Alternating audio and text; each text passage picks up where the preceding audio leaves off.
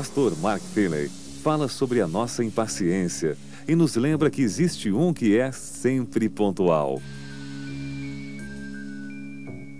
No meu trabalho eu viajo muito e eu odeio perder tempo em aeroportos.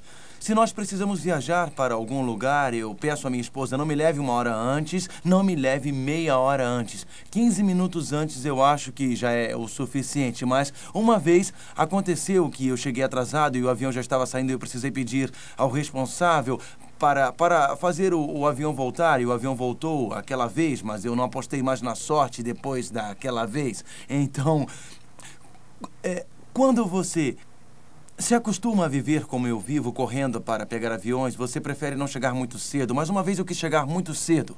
Foi em 1º de agosto de 1990. Minha esposa e eu estávamos morando na Europa há cerca de 5 anos e nós iríamos voltar para nossa casa. Estávamos voltando da Inglaterra, onde morávamos, para os Estados Unidos.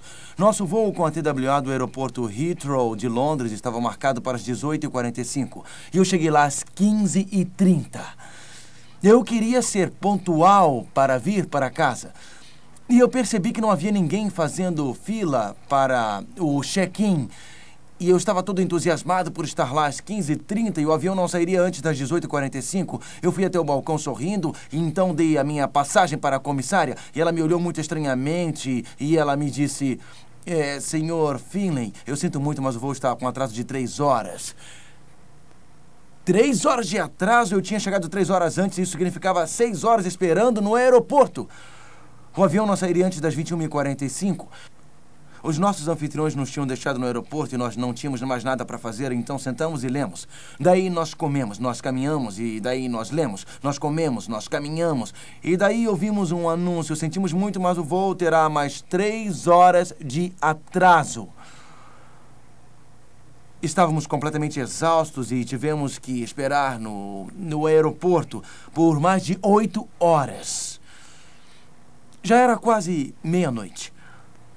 Todos os voos tinham desaparecido do quadro de anúncios, exceto o nosso. O aeroporto estava vazio, a não ser pelo nosso voo. E eu comecei a olhar ao redor, as pessoas dormindo, moças dormindo aqui, casais dormindo ali, e logo veio o anúncio um pouco antes da meia-noite. Atenção, o avião está pronto. Dirijam-se para o portão imediatamente. Então minha esposa e eu acordamos assustados e começamos a correr para o avião. Nós queríamos chegar em casa, era muito tarde, era quase meia-noite. Pensamos que estivéssemos adiantados, mas o voo estava atrasado. E então nós olhamos para uma jovem moça, talvez 21 anos, estudante universitária, que dormia na sala de espera antes do corredor. E eu disse para minha esposa: eu sinto muito por ela, nós iremos para Nova York e ela continuará a dormir. Minha esposa, que é muito graciosa e gentil, disse: não podemos deixá-la aqui. Então ela correu e sacudiu a moça e perguntou: você está indo para Nova York? Ela disse: sim, eu estou. Então minha esposa balançou e ela acordou e disse: escute, muito obrigada por me acordar. E embora aquele voo estivesse atrasado, aquela garota ficou muito feliz por ter sido acordada para poder viajar. Há mais de 2000 anos, quando Jesus veio aqui, ele prometeu que iria voltar. E a volta de Cristo está atrasada, mas acontece que este atraso é só para nós, não é para Deus. Porque o que Deus faz é sempre pontual. Peguem suas Bíblias e abram em Daniel capítulo 9. O 9º capítulo de Daniel revela, talvez mais claramente do que em qualquer outra parte da Bíblia, que Deus é sempre pontual. Os planos de Deus não se adiantam ou se atrasam. Podemos ver e pensar que a volta de Cristo a esta terra está atrasada. Mas Deus tem um esquema divino para cada evento. Nós sabemos que a Bíblia não nos diz o dia da volta de Jesus, nem a hora da vinda de Jesus. Mas a Bíblia nos indica que as profecias divinas acontecem exatamente como ele profetizou. Estudaremos neste momento o exato momento ou período de tempo em que o final do tempo começou. A Bíblia não nos diz a data exata do fim, mas ela nos mostra eventos que aconteceriam no panorama da história e nos mostra quando o tempo do fim iria começar. Peguem suas Bíblias e abram em Daniel capítulo 9. No primeiro ano de Dario, filho de Assuero, da linhagem dos Medos, o qual foi constituído rei sobre o reino dos caldeus. Esperem um momento, qual seria este ano, o primeiro ano de Dario? Vocês lembram-se que os Medo-Persas, os Medo-Persas derrotaram os babilônios? E o Império Babilônico foi derrotado, lembram-se em que ano? 539. Então, o primeiro ano de Dario foi em 539. Daniel foi levado como prisioneiro em 605 a.C., com 17 anos de idade. Então, a esta altura, Daniel deveria ter 83 ou 84 anos, quase no fim da vida. Verso 2. No primeiro ano do seu reinado, eu, Daniel, entendi pelos livros que o número de anos de que falara o Senhor ao profeta Jeremias, em que haviam de durar as assolações de Jerusalém, era de 70 anos. E Daniel estudava a Bíblia. E como prisioneiro na Babilônia, Daniel estava estudando as profecias de um profeta. Que profeta era esse? Vamos ver, está escrito aqui, Jeremias. E Jeremias tinha profetizado que quando Babilônia derrotasse Jerusalém, o cativeiro seria de aproximadamente 70 anos. E Daniel sabia disso, ele sabia que a profecia estava acabando. E ele sabia que o grande Deus sempre mantém a sua promessa. Daniel sabia que os planos de Deus não se adiantam nem se atrasam. Daniel sabia que Deus é o guardador de promessas e que ele tem um esquema divino. Mesmo assim, Daniel estava preocupado, porque ele não via o cumprimento da profecia. E por isso Daniel começou a orar. Em Daniel capítulo 9, do verso 3 ao verso 20, lemos a oração de Daniel. Daniel estava preocupado. Ó Deus, livra meu povo do cativeiro dos babilônios. Ó Deus, ajuda a Dario a aprovar um decreto que dá liberdade ao meu povo. Então Daniel começa a orar. Verso 3. Voltei o meu rosto ao Senhor Deus para o buscar com oração e súplicas, com jejum, pano de saco e cinza. Orei ao Senhor meu Deus. Confessei e disse: ó Senhor, Deus grande e temível, que guardas a aliança e a misericórdia para com os que te amam e guardam os teus mandamentos. Os 70 anos de cativeiro estavam, enfim, acabando. Deus tinha um plano divino. Daniel agradece a Deus por guardar a aliança. Os seres humanos não conhecem o que o futuro traz, mas Deus sabe. Os seres humanos não possuem poderes ou autoridade ou força para alterar o futuro. Pouco nós podemos fazer para alterar o grande panorama de todos os acontecimentos através dos séculos e milênios. Mas o grande Deus do céu é muito sábio e sabe o que fazer, e é forte bastante para completar isso. Então Daniel ora e diz: pecamos e cometemos iniquidade. Ele nos dá um relato dos pecados de Israel. E então Daniel passa a lidar com o que eu chamo de a lei da causa e efeito. Deus cumpre as suas promessas. Aqui você vê a lei da causa e do efeito. Você acha em Daniel capítulo 9 e verso 13. Como está escrito na lei de Moisés: todo este mal nos sobreveio. Apesar disso, não temos implorado o favor do Senhor nosso Deus para nos convertermos das nossas iniquidades e nos aplicarmos à tua verdade. Por isso o Senhor cuidou em trazer sobre nós o mal e o fez vir sobre nós. A lei da causa e do efeito diz simplesmente isto: quando qualquer pessoa, qualquer família, qualquer nação conscientemente e voluntariamente deixa o Senhor, eles perdem as bênçãos divinas de Deus e a sua proteção divina. E, em consequência, a proteção divina de Deus é rejeitada. Então, suas vidas se enchem de preocupações, tristezas e destruição que não existiriam caso eles não tivessem escolhido esta situação de rebeldia.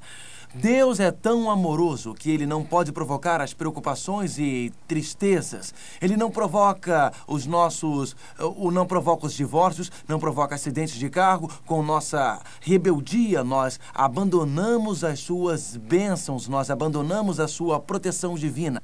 E o diabo tem permissão para causar problemas que ele não poderia se nós estivéssemos em outra situação. Então, há uma lei natural de causa e efeito, e esta é Daniel 9:13, diz: convertendo-nos das nossas iniquidades e aplicando-nos à tua verdade. Algumas vezes Deus nos ensina através do sofrimento o que nós não aprenderíamos em momentos de alegria. A história de Israel é a história de uma nação que Deus ensinou através de um grande sofrimento por causa da sua rebeldia. Eu não sei quanto a vocês, mas eu quero que a minha família seja obediente e fiel a Deus, para não precisar passar por alguns difíceis problemas que seriam necessários para levar as nossas mentes e corações de volta a Deus. Alguém disse que nós só olhamos para cima quando estamos lá embaixo. Eu espero que sejamos sábios, porque a Bíblia diz: aquele que tem ouvidos ouça e aprenda. A Bíblia diz estas coisas à a nação de Israel, o cativeiro, a prisão, o sofrimento e o desapontamento foram as coisas escritas como exemplos para nós, para os quais o fim do mundo virá, para que nós tenhamos esperança. Eu prefiro aprender quando Deus me dá um gentil toque nos ombros e responder ao seu amor, do que continuar rejeitando a sua voz e virando as costas para o seu toque. Aprendendo com sofrimento quando eu poderia ter aprendido com alegria. E vocês, amigos? Daniel continua com a profecia. Em Daniel capítulo 9, verso 21, Daniel está orando. E Daniel está muito preocupado sobre quando o seu povo sairá de Babilônia, que mais tarde seria derrotada pela Medo-Persa, e voltará para Jerusalém para reconstruir o santuário de Deus. Daniel estava preocupado. Nós estamos presos, estamos em cativeiro e nós precisamos sair da Babilônia. Então ele orou para que os 70 anos de cativeiro terminassem e eles pudessem então voltar para Jerusalém para adorar a Deus. Enquanto ele orava, o anjo Gabriel veio e disse: Daniel, eu responderei a sua oração de uma forma muito mais ampla. Eu lhe mostrarei quando o povo de Deus deixará o mundo e quando a verdade sobre a adoração no verdadeiro santuário celeste será revelada. A verdade sobre Jesus, o Cordeiro de Deus, a verdade sobre Jesus, o nosso sacerdote, a verdade sobre a lei de Jesus e a obediência. Eu quero lhe mostrar alguma coisa, Daniel, não sobre o santuário terrestre e a restauração da adoração para os judeus, mas eu quero lhe contar sobre o fim do tempo, quando a verdadeira adoração será restaurada no mundo antes da volta de Jesus. Deus respondeu à oração de Daniel de uma maneira mais ampla, maior, de uma maneira muito mais significante do que Daniel poderia ter imaginado. Peguem suas Bíblias e abram em Daniel capítulo 9, verso 21. Falando ainda na oração, quando o homem Gabriel que eu tinha presenciado na minha visão ao princípio. Mas afinal, que visão é esta? A visão de Daniel 8. Veio, pois, para perto de onde eu estava. Ao chegar ele, fiquei amedrontado e prostrei-me com o rosto em terra. Mas ele me disse: entende, filho do homem, pois esta visão se refere ao tempo do fim. Então, Gabriel veio e disse a Daniel, e ele disse: Daniel, agora sai para fazer-te entender o sentido. Que coisa maravilhosa! Daniel não tinha entendido a visão no final do capítulo 8? Lembram-se que em Daniel capítulo 8, verso 17, o anjo Gabriel disse: entende, filho do homem, pois esta visão se refere ao tempo do fim. A visão dos 2.300 dias, a visão da purificação do santuário. Segundo o anjo Gabriel, referia-se ao final dos tempos. Algumas pessoas e mesmo alguns estudantes da Bíblia dizem que os 2.300 dias têm a ver com os dias depois de Daniel e que o pequeno chifre em Daniel capítulo 8 tem a ver com alguns eventos históricos que aconteceriam antes de Jesus, mas o que as suas Bíblias dizem em Entende, filho do homem, Gabriel falando. Esta visão se refere ao tempo do fim. E então, eu prefiro acreditar no que Gabriel disse do que no que alguns teólogos dizem. O que vocês dizem? Esta visão referia-se a que tempo? Ao tempo do fim. Gabriel começou a explicar esta visão dos 2.300 dias. Começou a explicar esta visão. E esta nos leva ao fim dos tempos. E enquanto ele explicava, ele explicou o cordeiro, Medo-Pérsia. Ele explicou o bode, Grécia. Ele explicou o pequeno chifre, Roma pagã.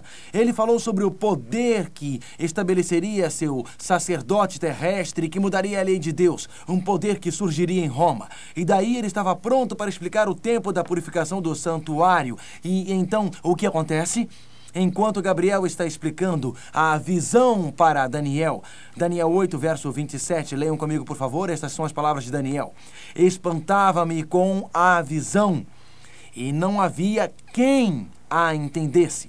O último verso em Daniel capítulo 8 Daniel disse: eu, Daniel, enfraqueci e estive enfermo. Espantava-me com a visão e não havia quem entendesse. Quem estava explicando a visão para Daniel? Quem estava fazendo isso? Digam-me. Gabriel. E enquanto Gabriel estava explicando para Daniel o que acontece com Daniel, ele o quê? Desmaiou. E Daniel entendeu a visão no fim do capítulo 8. Entendeu sim ou não? Não, nem mesmo Daniel entendeu. Então Daniel, no capítulo 9... Daniel está orando e ele está pensando sobre o cativeiro de Israel e ele está orando para que Deus o ajude a entender o mistério sobre os judeus, o seu cativeiro e a purificação do santuário. E ele não entendeu os 2.300 dias, nem o que está acontecendo. Verso 22. O anjo Gabriel voltou a Daniel durante a sua oração e ele diz, e isso é Daniel 9, verso 22. Daniel agora sai para fazer-te entender o sentido. E ele disse, Gabriel disse, eu voltei agora para fazer-te entender. Eu vou te dar sabedoria e entendimento. E ele continua, verso 23. No princípio das tuas súplicas saiu a ordem e eu vim para tu declarar, porque és muito amado. Vocês não gostam disso? Daniel, você não é uma folha voando na brisa de outono. Daniel, você não é apenas uma pinha lá em cima no pinheiro. Você não é uma pedra na beira da estrada. Você não é uma latinha de Pepsi ou Coca que foi amassada por algum caminhão lá na estrada. Você não é só pele cobrindo ossos. Você não é uma ameba qualquer. Daniel, você é muito amado. De joelhos nós oramos, de joelhos procuramos a Deus. E Deus sussurra gentilmente em nossos ouvidos. Você pertence ao meu coração. Você é muito amado. Você já desejou pertencer a algum lugar? Já desejou pertencer a um lugar bem próximo ao coração de Deus que seja seu lar? Você já sentiu um frio na sua barriga porque você não pertence a este mundo? Guerras, conflitos, fome, violência, terremotos, insegurança financeira, desastres. Quando nos ajoelhamos para orar, Deus sussurra para nós como sussurrou para Daniel. Você é muito amado. Você pertence ao meu coração. E ele continua. No princípio, verso 23, no princípio das tuas súplicas saiu a ordem, e eu vim para tu declarar, porque és muito amado. Ele disse, entende a visão. Entende a visão. E qual é essa visão? A visão que eles estavam explicando no capítulo 8, quando Daniel desmaiou e não conseguiu entender a purificação do santuário. Entende a visão. E ele continua dizendo, considera a mensagem. Qual é a mensagem? Tem alguma mensagem revelada no capítulo 9? Não. Então, sobre qual mensagem ele está falando? A mensagem sobre os 2.300 dias que ele não conseguiu entender e desmaiou. Qual é a mensagem? Certamente a dos 2.300 dias. E ele continua, verso 24. ele disse, entende a visão, a purificação do santuário. Considera a visão, os 2.300 dias, ou 2.300 anos. E então ele diz, 70 semanas estão determinadas sobre o teu povo e sobre a tua santa cidade para fazer cessar a transgressão, para dar fim aos pecados e para expiar a iniquidade, para trazer justiça eterna, para selar a visão e a profecia e para ungir o santo dos santos. Sabe e entende, desde a saída da ordem para restaurar e para edificar Jerusalém até o ungido ao príncipe, 7 semanas e em 72 semanas. O anjo Gabriel visitou a Daniel e disse, Daniel, eu irei lhe explicar estes 2.300 anos que você não entendeu em Daniel 8. Eu vou explicar esta visão que eu estava explicando quando você desmaiou. E ele disse, Daniel, a sua preocupação é o teu povo, os judeus. Então, se você pegar estes 2.300 dias, Daniel, ou 2.300 anos, Gabriel disse, 70 semanas estão determinadas sobre o teu povo. Então, quem era o povo de Daniel? Quem eram eles? Os judeus. Então ele disse, 70 semanas estão determinadas sobre o teu povo. Nas profecias bíblicas, um dia profético é igual a um ano, o quê? Literal. Por favor, não me interpretem mal. Na Bíblia, quando se fala de um dia, é um dia. Um dia não é um ano, não é 10 anos, não é 100 anos, não é 1000 anos. No livro de Gênesis diz, tarde e manhã foram o quê? O primeiro dia, este é um dia, um período de 24 horas. Jonas na barriga da baleia, 3 dias e 3 noites, e assim Cristo estaria no ventre da terra. Portanto, isto é dia, um dia é um dia, segundo a Bíblia. Então, Jesus morreu na sexta e no terceiro dia ele foi ressuscitado. Agora, na Bíblia, um dia é um dia. Mas quando falamos de profecias, uma profecia simbólica, é óbvio que os símbolos, todos eles são proféticos. Você já passou pela cidade e viu um leopardo com 4 cabeças, por acaso? Ou que também pudesse ter asas, ou um leão com asas de águias? Veja, se a profecia é simbólica, então os períodos de tempo serão simbólicos. Em Daniel e Apocalipse, onde temos períodos simbólicos, imagens simbólicas. Nas profecias, um dia é igual a um ano, mas não todas as vezes na Bíblia. Nas profecias de Daniel e Apocalipse, um dia profético é igual a um ano literal. Então ele disse 70 semanas. Quantos dias tem uma semana? 7, esta é uma boa classe. Quantos dias tem uma semana? 7. Então temos 70 semanas proféticas, 7 dias na semana. 70 vezes 7 são o quê? 490 dias. Portanto, 490 dias fazem 70 semanas. E tendo um dia igual a um ano, temos 490 anos. Gabriel aparece e diz, ok, Daniel, você está preocupado sobre os 2.300 dias. Você está preocupado sobre os 2.300 anos. 70 semanas deste período, ou 490 dias, ou 490 anos, estão determinados sobre o teu povo, os judeus. Os 490 dias se aplicam aos judeus. Qual é o significado da palavra determinada? O livro do Velho Testamento de Daniel foi escrito em aramaico-hebraico e existe uma palavra hebraica interessante chamada yatok, que significa cortado ou separado de. Portanto, ele disse, Daniel, 490 anos foram cortados, isolados ou separados dos 2.300 anos. Então, destes 490 anos, a primeira parte dos 2.300 anos referem-se ao teu povo, os judeus. E ele continua e começa a dizer para Daniel o que acontecerá durante aqueles 490 anos proféticos. Este primeiro período de 490 anos é o mais emocionante, a mais impressionante profecia de todo o Velho Testamento.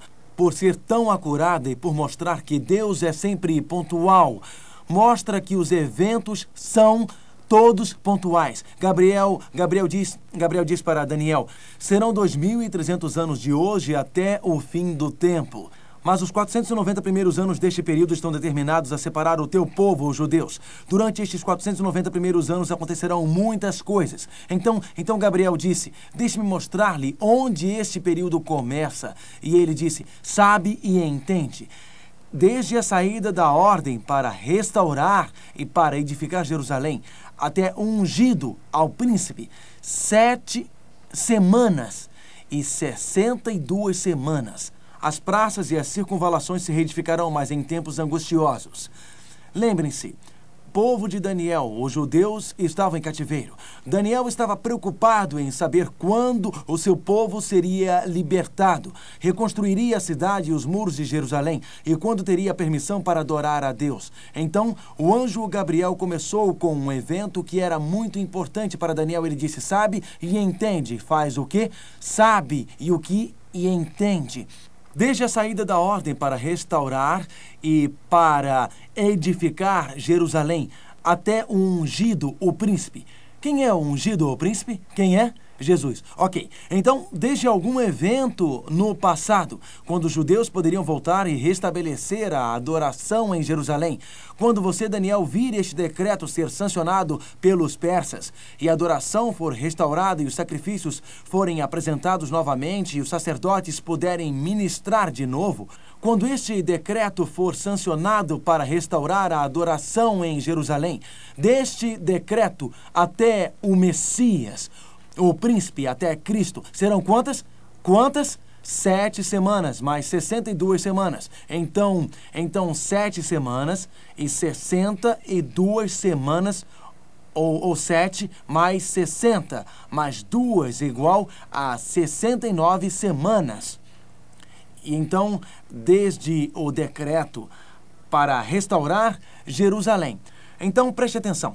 Desde o decreto para restaurar Jerusalém, que Daniel estava preocupado, até o Messias, Jesus, passariam 69 semanas proféticas. Quantos dias são 69 semanas proféticas? Um dia profético é igual a um ano literal. Ele diz em Ezequiel 4:6, te dei cada dia por um ano. 69 semanas. Se temos 7 dias na semana, portanto, 7 vezes 69 é igual a 483 dias. Se um dia é igual a um ano, então serão 483 anos. Então, desde o decreto para restaurar e construir Jerusalém, até o Messias, Jesus Cristo, seriam 483 anos exatamente. Quando foi sancionado este decreto para restaurar e construir Jerusalém. Quando foi? Quando foi sancionado. Peguem as suas Bíblias e abram em Esdras. Esdras, capítulo 7. Esdras, capítulo 7. Em Esdras, o decreto foi sancionado. O livro de Esdras vem antes do livro de Neemias, no Velho Testamento. Na realidade, 3 decretos foram sancionados. O terceiro deles foi sancionado por Artaxerxes. O terceiro decreto era muito significativo porque permitia os judeus não só irem embora, mas também estabelecerem a adoração com o seu próprio sacerdote e permitia que eles formassem a sua própria comunidade religiosa. Esdras, capítulo 7. Este foi o rei Artaxerxes que sancionou o decreto. Esdras 7, verso 13. E ele disse: por mim se decreta que no meu reino todo aquele do povo de Israel e dos seus sacerdotes e levitas. Por isso era tão importante, por este detalhe, porque permitia os sacerdotes e os levitas a voltar e organizar a adoração. Que quiser ir contigo a Jerusalém, que vá. Vejam o verso 27. Bendito seja o Senhor, Deus de nossos pais, que deste modo moveu o coração do rei para ornar a casa do Senhor, a qual está em Jerusalém. Este era um decreto especial. Eles podiam ir embora e construir o templo. Eles podiam ir embora e organizar a adoração. Segundo Esdras 7, verso 13, um decreto para restaurar e construir Jerusalém novamente foi sancionado em 457 a.C. Então, deste decreto em 457 até o Messias, seriam 69 semanas, ou 483 anos. Se começarmos com o decreto 457 AC, e imaginemos que estamos indo sobre uma linha do tempo, e digamos que nesta linha do tempo, cada passo representa um ano, e eu ando 457 anos. Se aqui eu estou em 457 a.C., e eu continuo a caminhar outros 457 nesta direção, isso me levaria a zero. Qual é a referência histórica para o ano zero? Não existiu. Vocês sabem que foi de 1 AC para 1 DC. Então, 457 anos, se você for para frente, não irá levá-lo a 1 AC, nem a 0, mas o levará para 1 DC, exatamente. Precisamos andar nesta linha do tempo 457 anos e chegaremos a 483 anos. Bem, se andarmos para frente 483 anos na linha do tempo, porque não existe o ano zero, isto nos levará exatamente a 27 DC. A Bíblia diz, sabe e entende.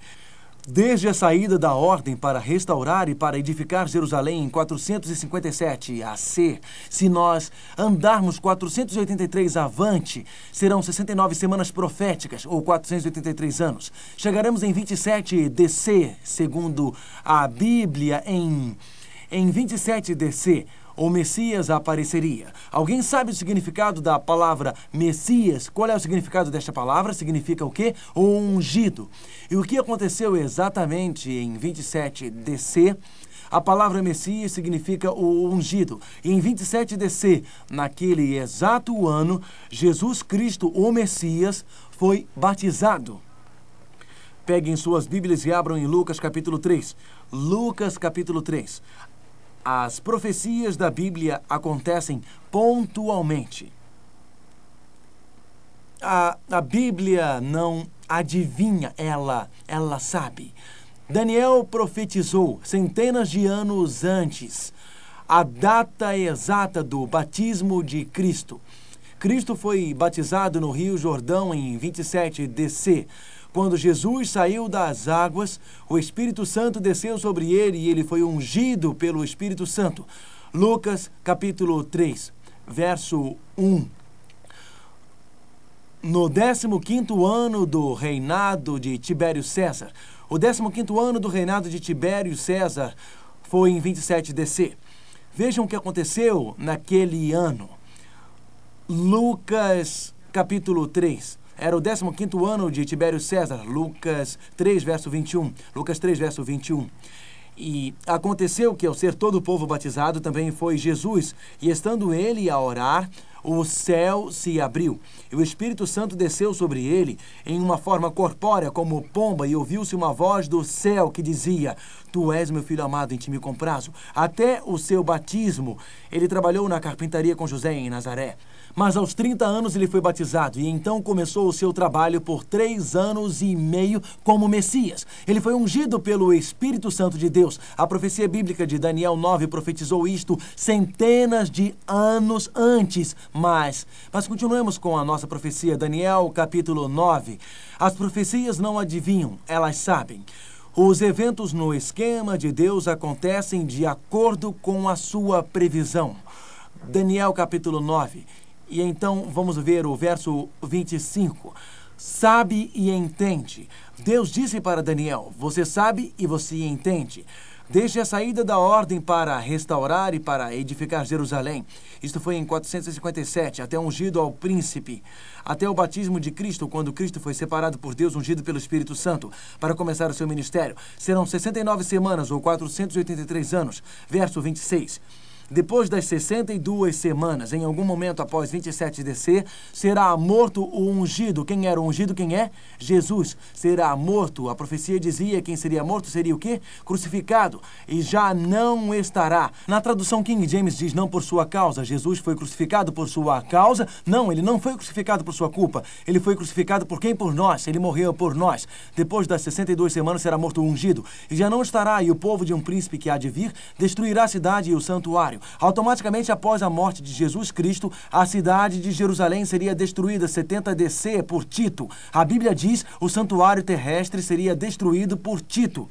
E o santuário e o seu fim será num dilúvio. Muitas pessoas seriam mortas pelos soldados de Tito. E até ao fim haverá guerra, desolações estão determinadas. O santuário terrestre será destruído por causa da crucifixão de Jesus, por causa da rejeição de Jesus como o Messias.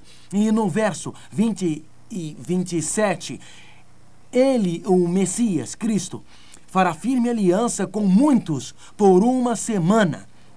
Na metade da semana, fará cessar o sacrifício e a oferta de manjares.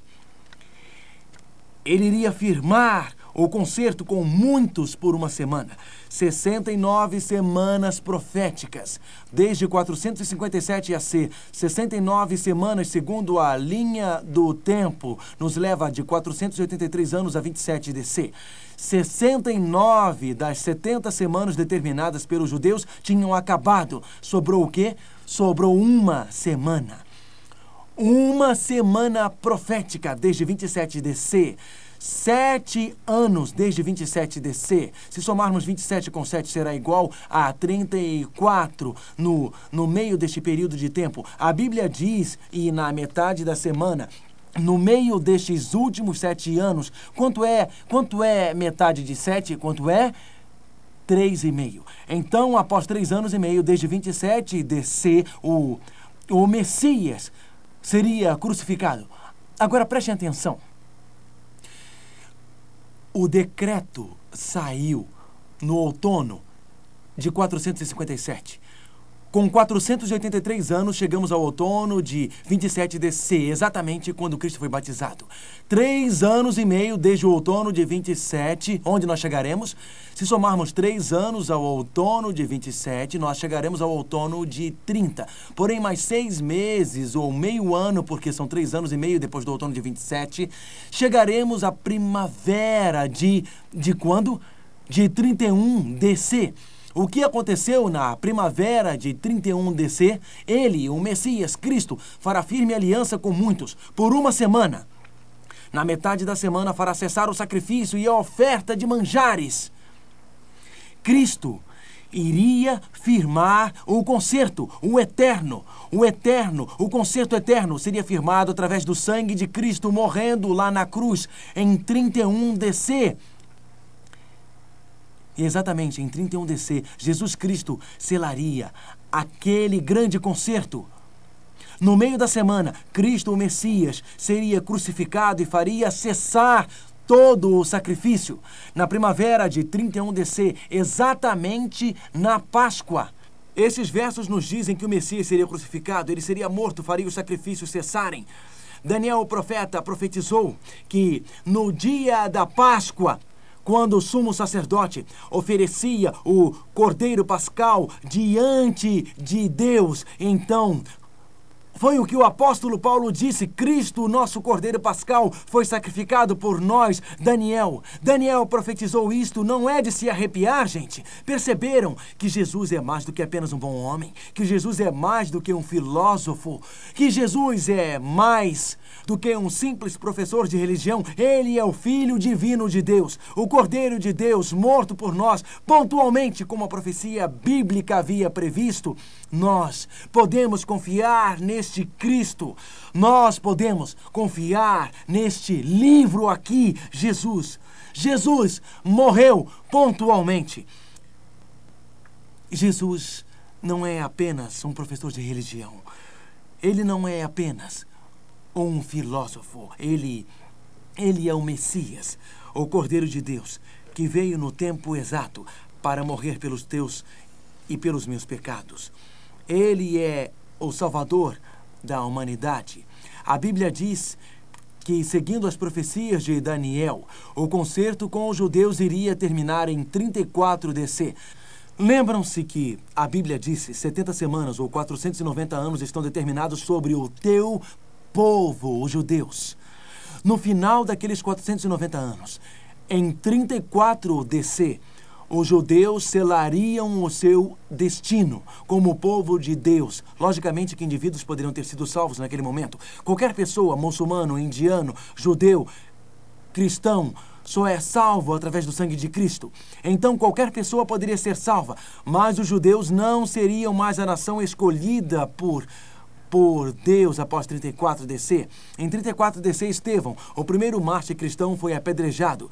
Os líderes de judeus rejeitaram o evangelho e este passou para os gentios. Podemos ler esta maravilhosa história no livro de Atos, quando o sumo sacerdote fez um discurso em 34 DC no apedrejamento de Estevão, renunciando a fé cristã, renunciando Jesus como o Messias. Em 34 DC, o Evangelho passou para os gentios e a primeira parte desta grande profecia se cumpriu. Vejamos as previsões sobre o Messias. O decreto foi feito em 457 AC. 483 anos no futuro, o Messias, o ungido, viria e seria batizado. Cristo foi realmente batizado. No meio daquela semana, daquele período de 7 anos, o Messias, Jesus Cristo, seria morto, crucificado. Ele foi crucificado na primavera de 31, 3 anos e meio após este acontecimento. Chegamos ao outono de 34 DC. No outono de 34 DC, o Evangelho passaria para os gentios, e assim aconteceu exatamente como a profecia bíblica havia previsto. O decreto foi sancionado no tempo profetizado. Cristo foi batizado no tempo previsto. Cristo foi crucificado no tempo previsto. O Evangelho passou para os gentios no tempo previsto. Mas lembrem-se, esta é a primeira parte da profecia. Estes 490 anos referem-se aos judeus. O que foi que o anjo Gabriel explicou para Daniel sobre a profecia? Que os 2.300 anos e os primeiros 490 anos dos 2.300 anos acabariam em 34 DC. Os primeiros 490 anos referiam-se ao povo de Daniel, os judeus, e a primeira vinda de Cristo em 31 DC. A última parte dos 2.300 anos se refere ao povo de Deus hoje e a segunda vinda de Cristo. Então, Deus usou um acontecimento que nós podemos ver, a primeira vinda de Cristo, para nos mostrar o que nós não podemos ver, a segunda vinda de Cristo. E se os acontecimentos aconteceram na primeira parte da profecia, obviamente eles acontecerão durante a segunda parte da profecia. E ele me disse, até 2.300 tardes e manhãs, e o santuário será purificado. Ele disse que a purificação do santuário aconteceria no final dos tempos. Já que um dia profético é igual a um ano literal, os 2.300 anos nos levam até o tempo do fim. Mas como podemos descobrir isto? Os primeiros 490 anos referem-se aos judeus. 2.300 anos menos 490 anos é igual a 1.810 anos. 1.810 anos mais 490 anos é igual a 2.300 anos. Os primeiros 490 anos referem-se aos judeus, e estes acabaram em 34 DC. Os outros 1.800 anos, 1.810, referem-se ao povo de Deus no fim dos tempos.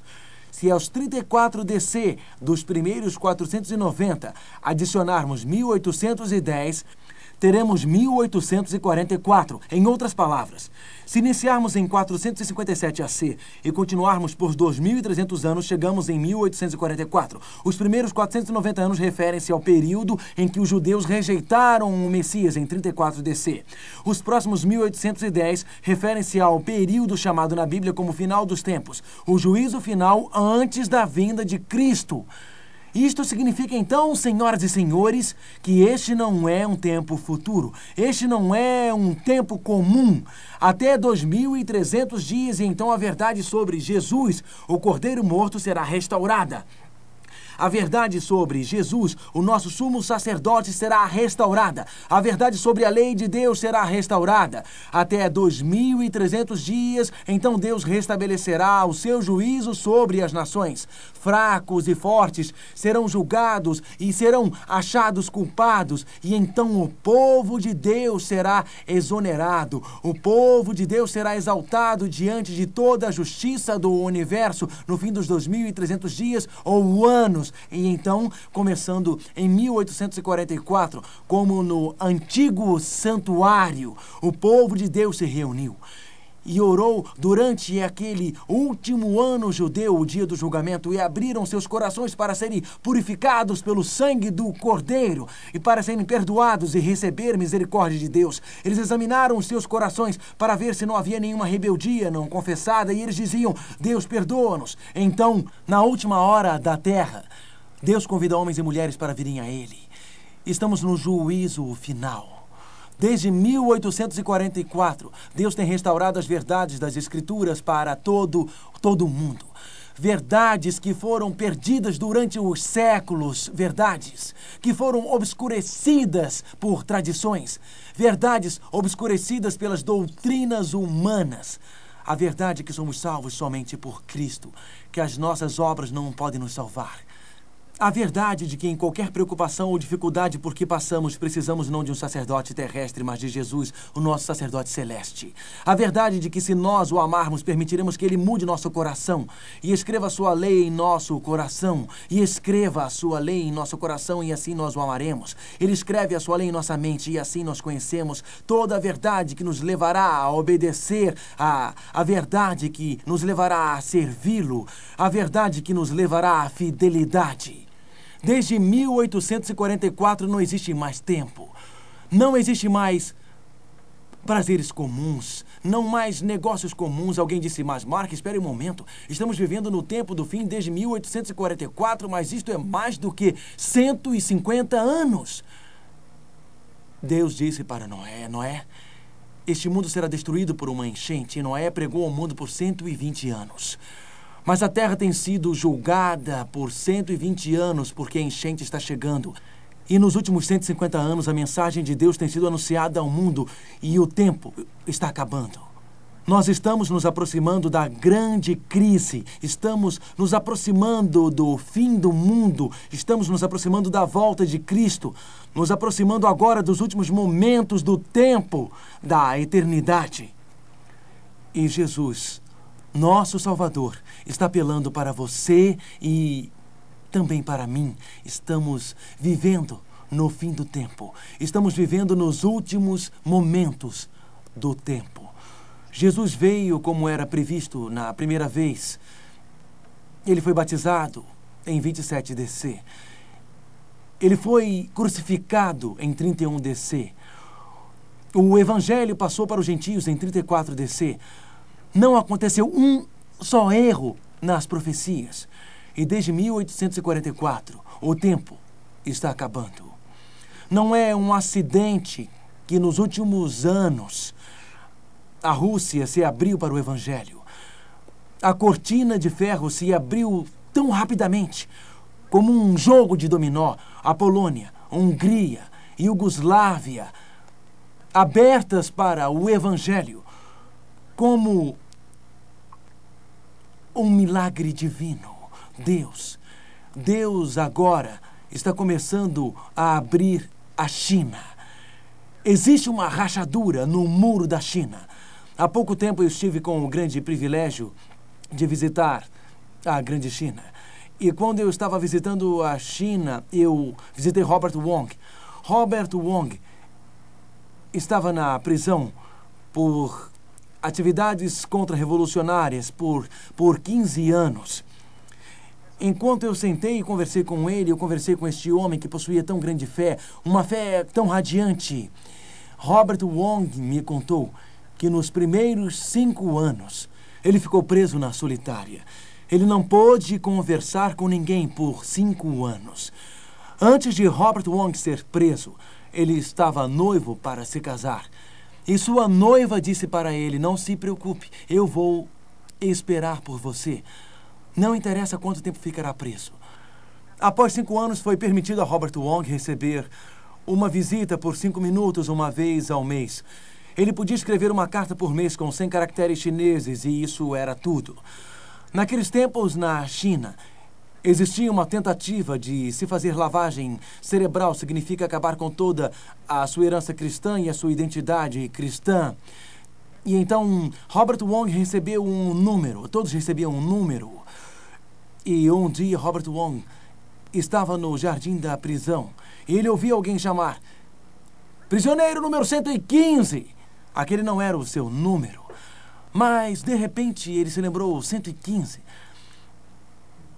Este era o número do hino no meu velho inário chinês que dizia, dá-me a Bíblia. Na próxima vez que ele pôde escrever os 100 caracteres, no fim ele assinou prisioneiro 115. Aquela carta foi enviada para sua mãe. E ao lê-la, ela disse, prisioneiro 115, este não é o seu número. Ele deve estar querendo nos mandar uma mensagem. 115, o que significa isto? E alguém diz, 115 é o hino em nosso inário, dá-me a Bíblia. Os prisioneiros não tinham rolos de papel higiênico fornecidos pelo Estado. E por isso a família trazia papel e sabão e frequentemente eles faziam uma grande barra de sabão que duraria 2, 3, 4 meses e etc. A mãe dele fez um sabão e no meio do sabão ela colocou um pequeno Novo Testamento em chinês. E ela escreveu, aqui está, número 115.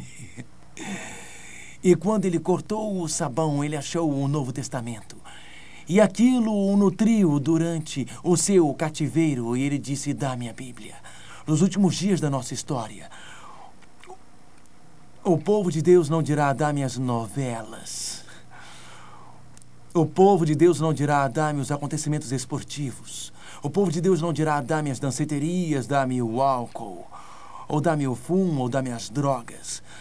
Nos últimos dias da nossa história, o chamado do juízo final é o chamado para a Bíblia. O chamado do juízo final é o chamado à fidelidade às Escrituras. O chamado do juízo final é o chamado à fidelidade a Cristo. O chamado do juízo final é o chamado para Jesus, nosso único Salvador, Jesus, nosso sacerdote. O chamado do juízo final é o chamado ao retorno à obediência que Deus ordenou na sua grande palavra. O tempo está acabando. Existe alguma coisa que não está em harmonia com o seu desejo? Alguma coisa na sua vida que o separa dele? Você gasta tempo com a sua palavra? Você deseja conhecê-lo através da sua palavra? Você está faminto pela verdade da sua palavra? Você está disposto a abandonar qualquer tradição da igreja e dos homens para obedecer a Cristo? Se você deseja isto, gostaria de levantar a sua mão enquanto oramos. Por favor, mantenha a mão erguida, ó meu Pai. Eis o chamado do juízo final. Nós vivemos exatamente no fim e o tempo está acabando. Cristo logo voltará. E, meu Pai, nós queremos ser fiéis à Tua palavra, fiéis à Tua verdade, fiéis ao Teu Cristo. Nós te agradecemos. No nome de Jesus. Amém. Quando você está preocupado e não consegue resolver os problemas, você deseja ter alguém que o escute e responda. Mas algumas vezes parece que ninguém escuta, nem mesmo Deus. Mark Finley fala sobre o mistério do silêncio de Deus, na sua próxima apresentação, Sem Dúvidas.